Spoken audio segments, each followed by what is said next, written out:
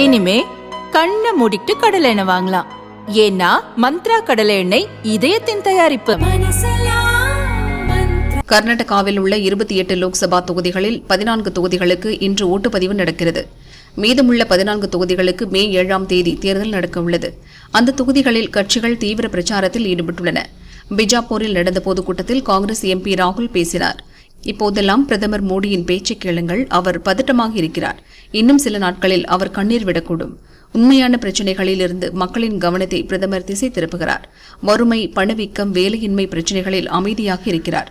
கடந்த 10 ஆண்டுகளில் பிரதமர் மோடி ஏழைகளிடமிருந்து பணத்தை பறித்துள்ளார். நாட்டின் 70 கோடி மக்களிடம் இருக்கும் செல்வம் 22 பேரிடம் உள்ளது. இந்தியாவின் 40% செல்வத்தை 1% பேர் கட்டுப்படுத்துகின்றனர். கோடீஸ்வரர்களுக்கு மோடி எவ்வளவு பணம் கொடுத்தாரோ அவ்வளவு பணத்தை ஏழை மக்களுக்கு கொடுப்போம். பாஜக அரசு சிலரை கோடீஸ்வரர்களாக்கியது. ஆனால் காங்கிரஸ் அரசு கோடிக்கணக்கான மக்களை லட்சாதிபதிகளாக்கும் என்றும் ராகுல் பேசினார்.